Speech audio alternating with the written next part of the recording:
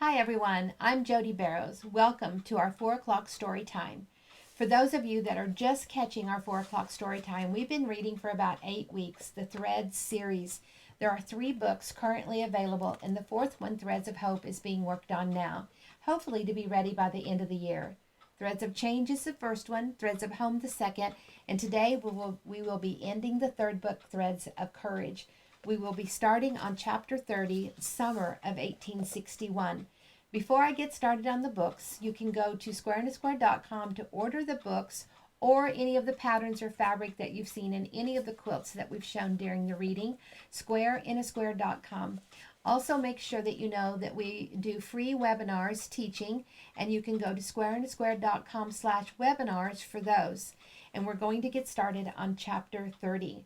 Now, the book has covered quite a bit of time in this book. The other ones just go a few months, when this one has covered almost 2 years. And we are now up to the end of summer 1861.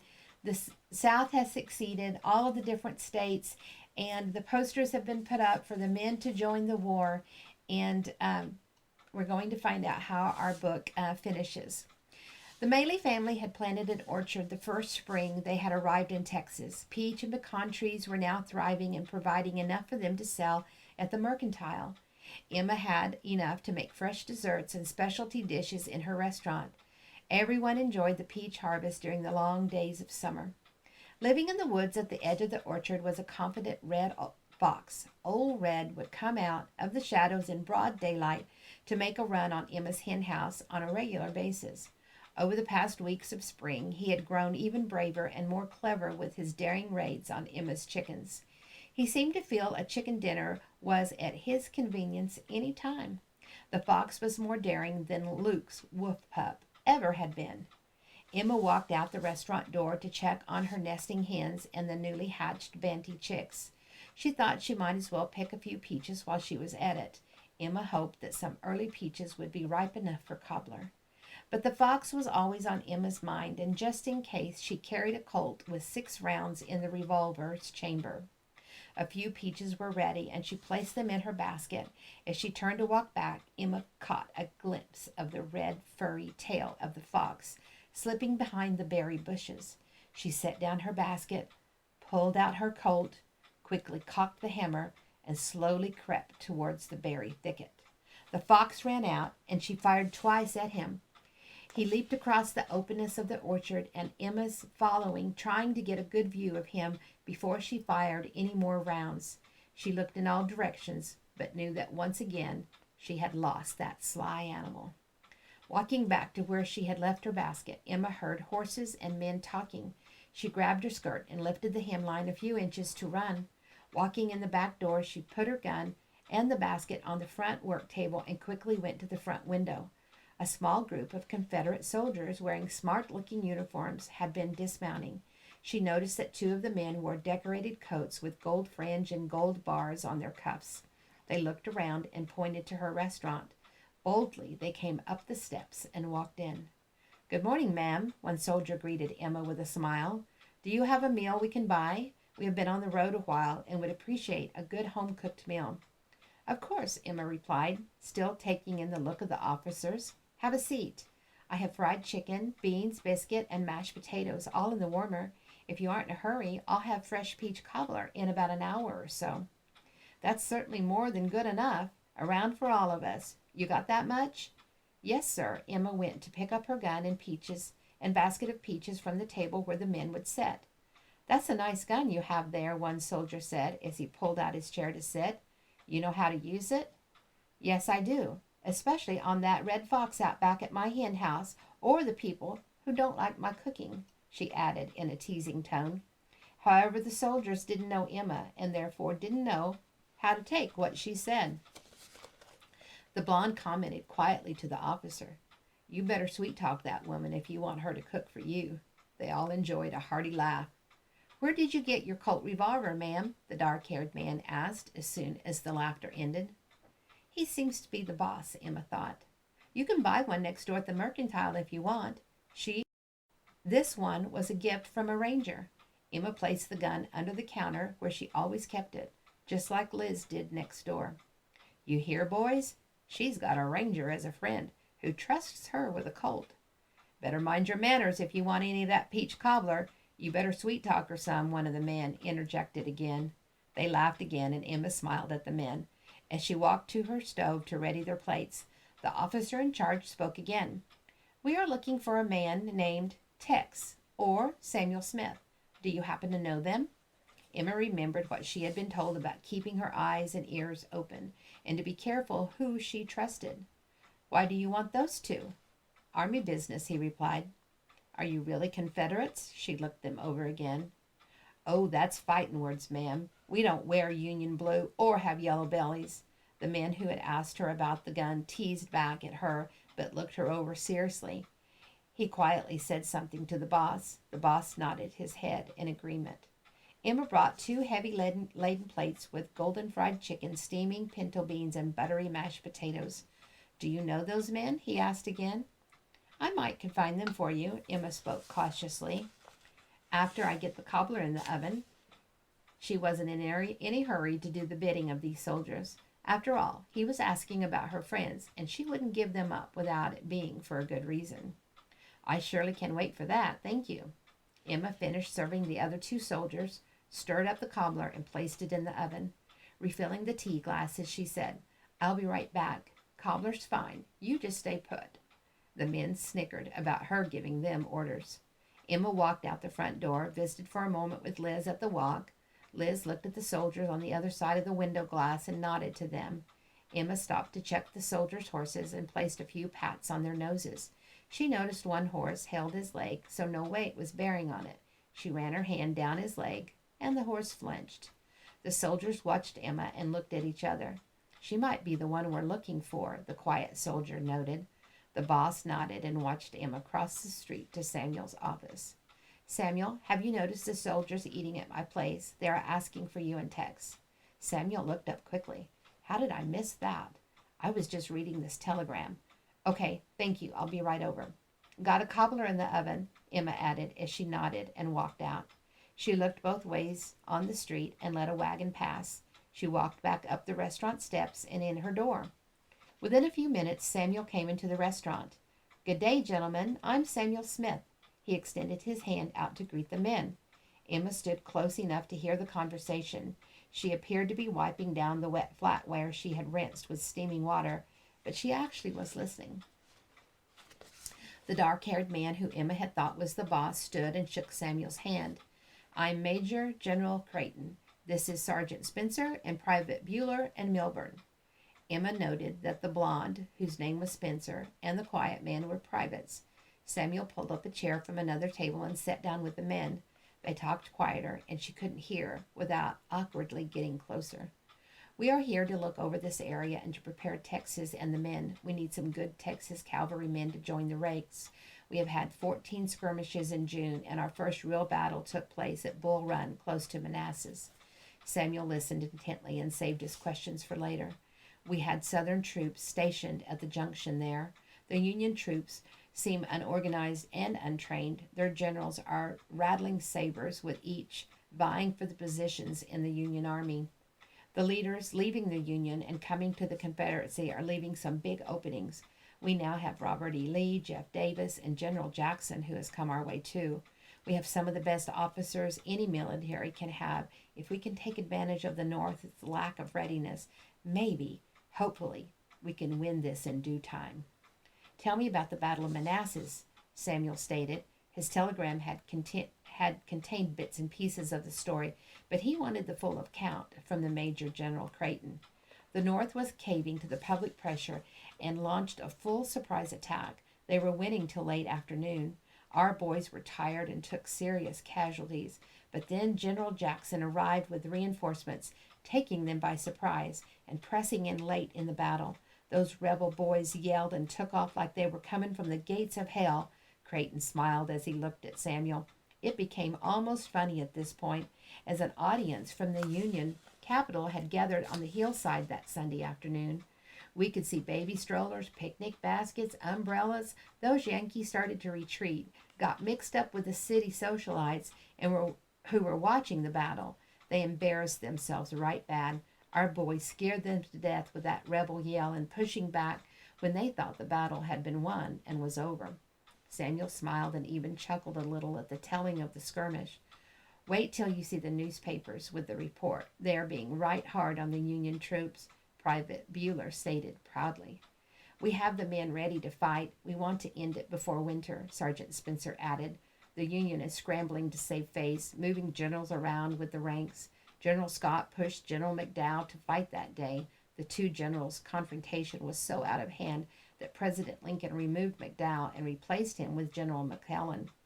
General George B. McClellan? Samuel asked. Yes, you know him? Creighton asked, surprised.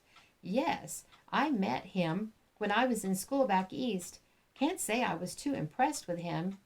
He had just returned from Europe, where he had been studying wartime cavalry. He was all excited about a new design of a saddle. I found him to be quite boastful. Creighton understood what Samuel said, nodded, and then continued with his objective. Colonel Benjamin Terry, a ranger, is going to head up the 8th Cavalry. We want you to get your best together, Samuel. We want you to leave by September. Samuel looked at each man, taking in what the soldier had said. Emma had now dished up the hot cobbler into bowls and had placed them on a tray. After walking over, she set it down near the table where the men were talking. She heard the last part of the conversation. Creighton looked at the steaming dessert and took a whiff of the aroma settling around the table. Then he said to Samuel, You know this woman? Samuel snickered. Sure do. I married her sister. Does your wife cook like this? Bueller asked, as his spoon dipped down in the golden floating crust for a second time.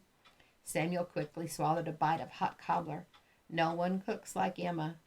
Miss Emma, Creighton replied, you are a young woman of many talents. I have seen in a short time that you cook, handle a colt, are cautious of strangers, asking questions, and you know your horses. I think the Army has a job for you. We will assign you a code name of Peach Cobbler. He smiled, but she could tell he was also quite serious. Miss Emma, brother-in-law Samuel, will you consent to her being a spy for us when duty calls? Emma couldn't believe what she had just been asked. She stepped back and looked at each man as they stared at her, waiting for an answer. Samuel also looked at Emma as he waited for her answer. She slowly nodded.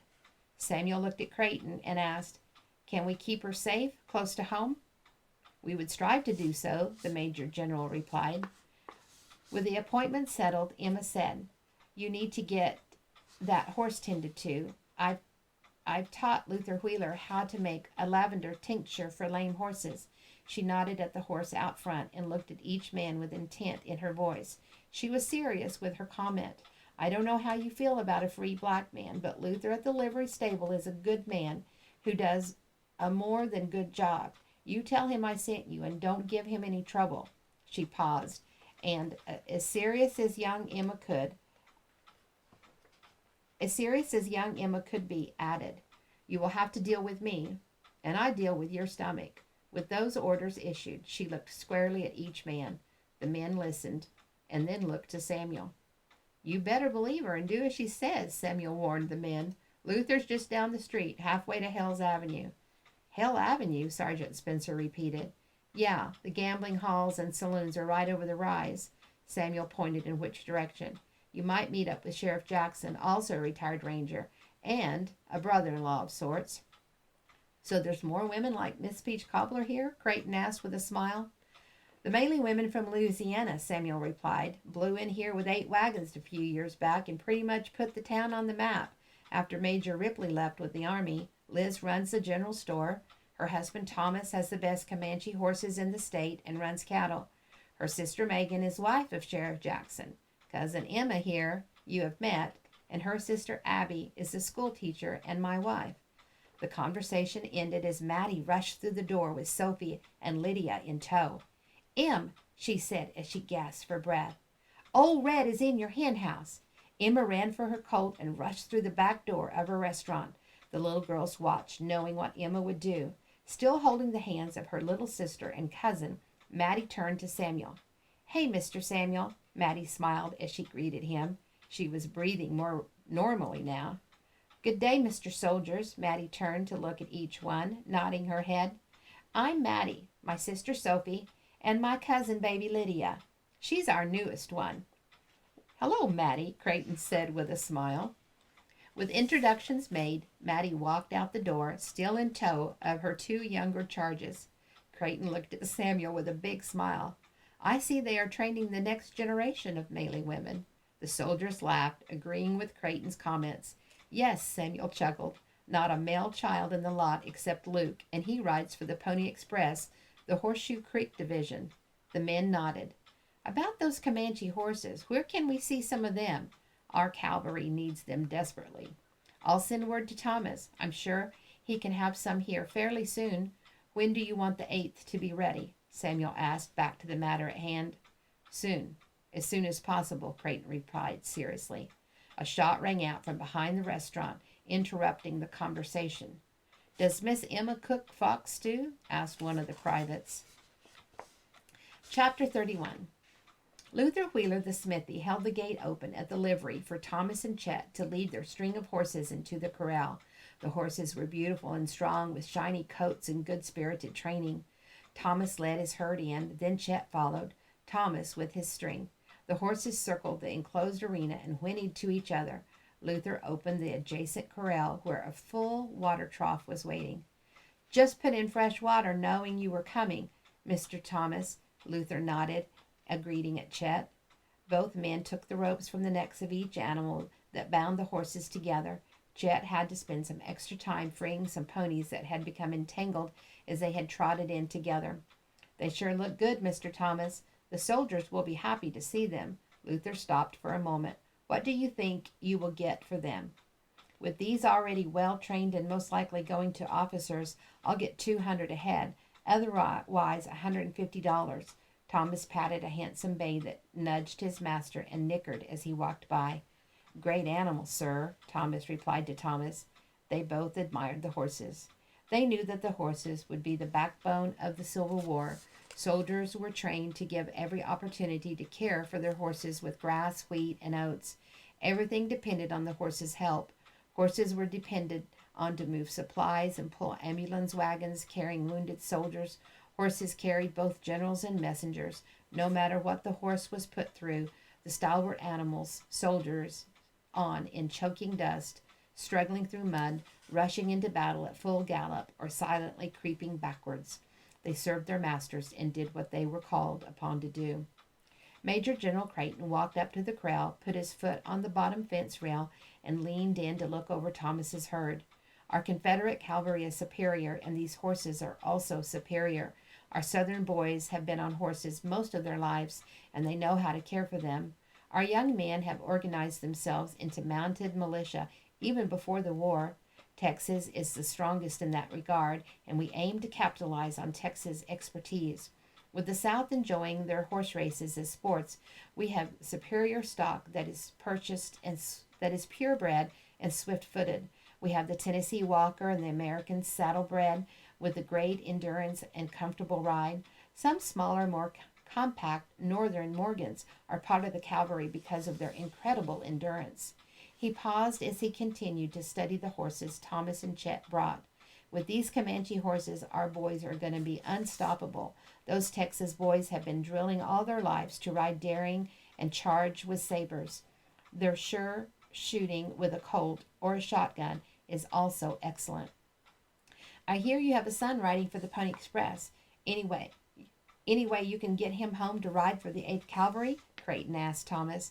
We haven't had much communication with him since he left, Thomas replied.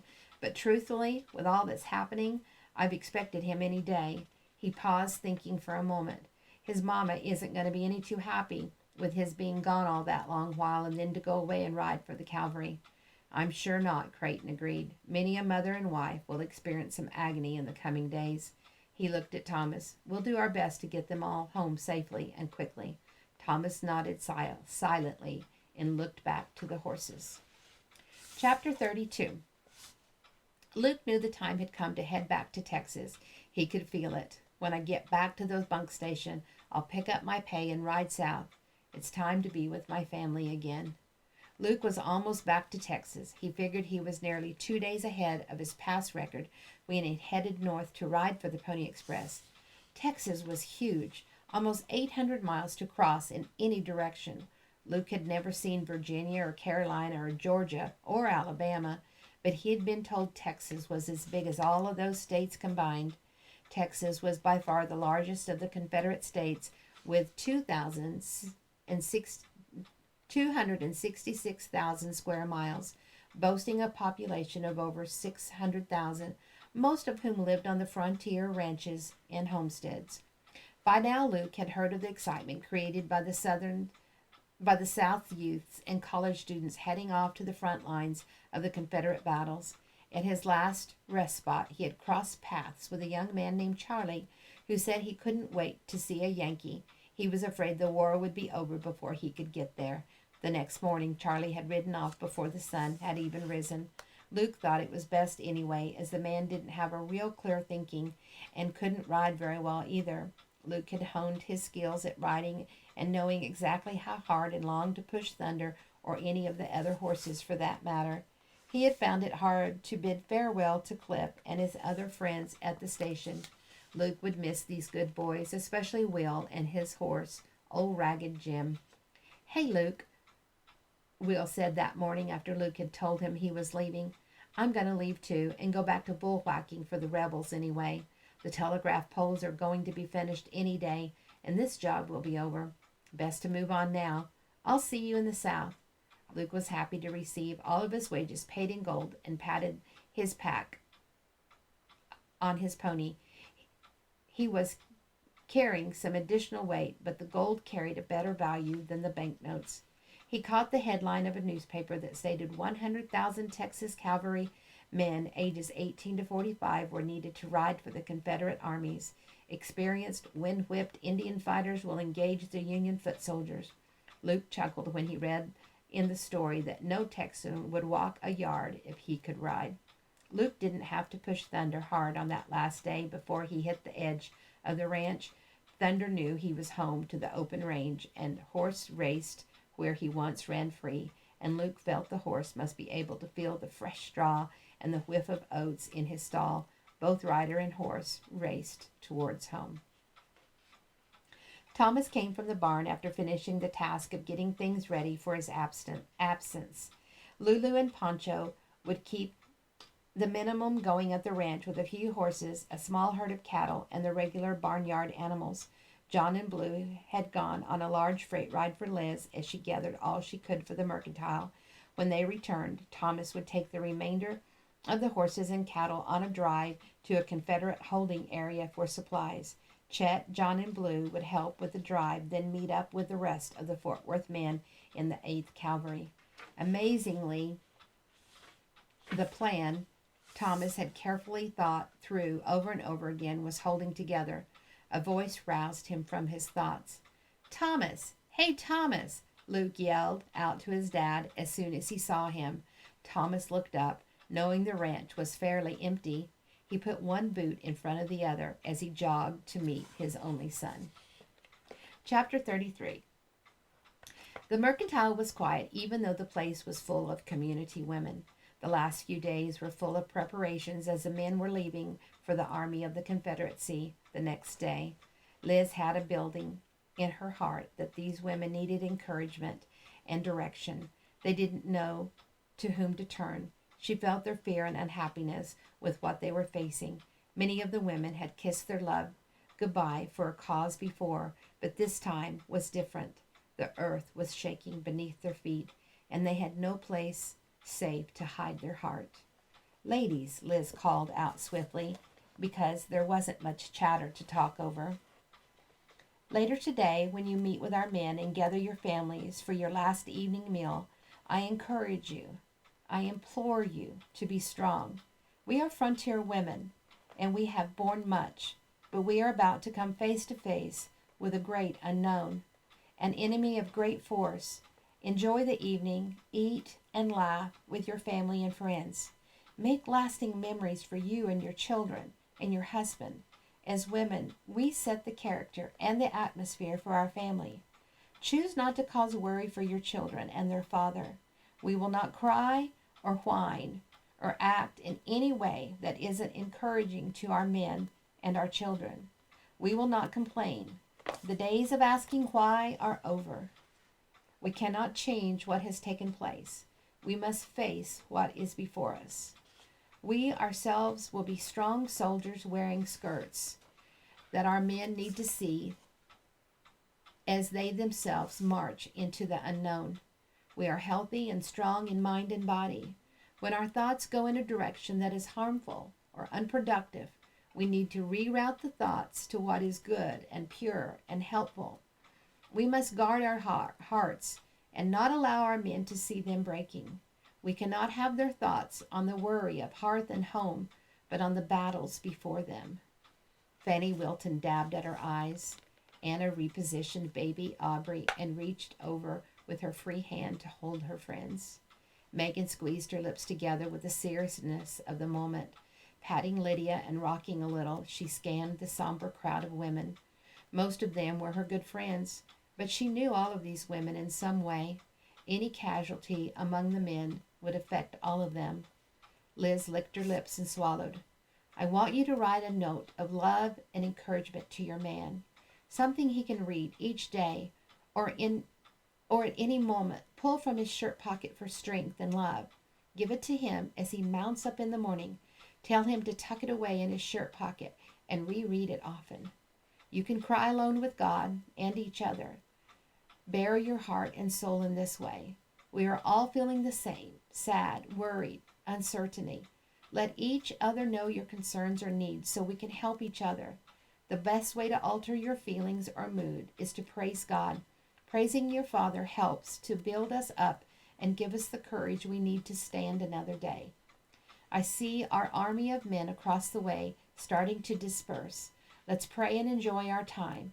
This evening will go by far too quickly. With a few glances at the front window to confirm that the men were finished with their meeting, all heads bowed for prayer. Liz watched as each woman walked to her husband and took his hand in hers and walked away.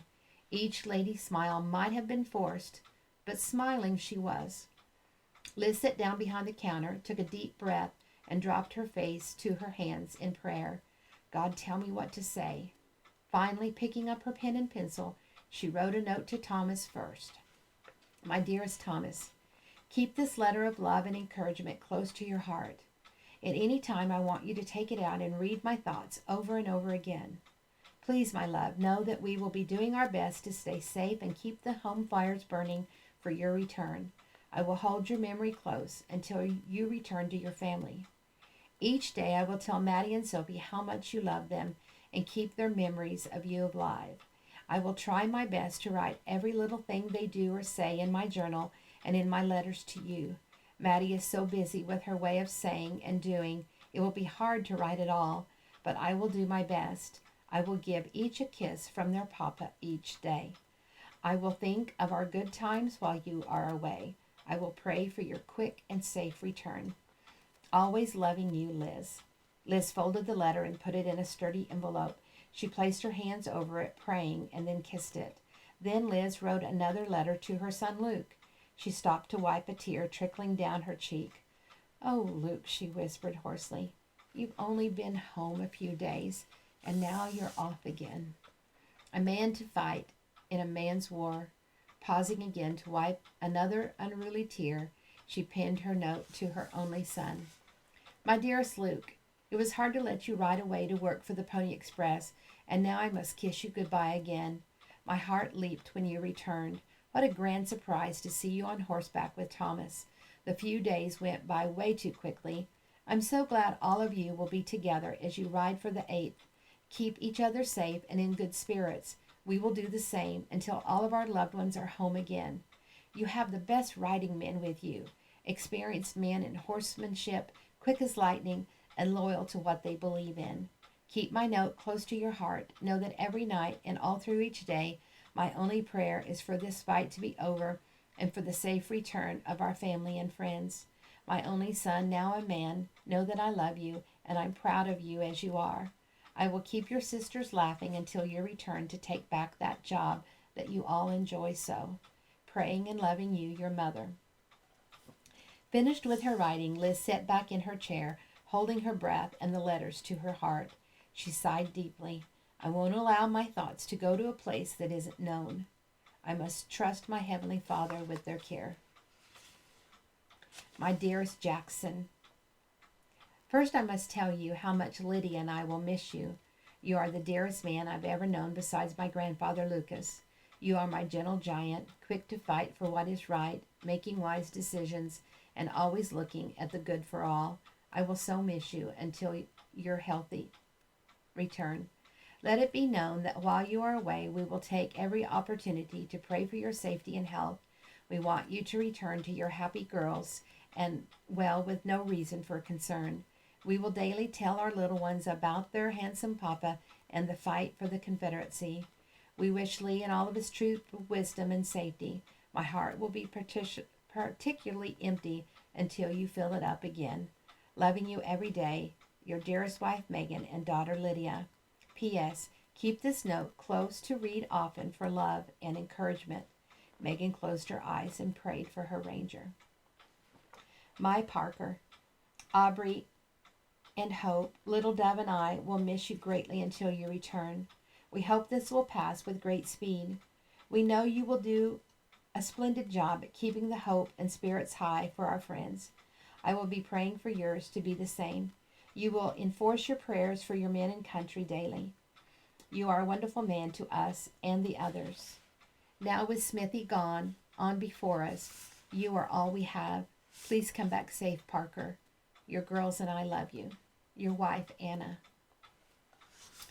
Oh, Samuel, how do I tell you goodbye when we have only started our life together?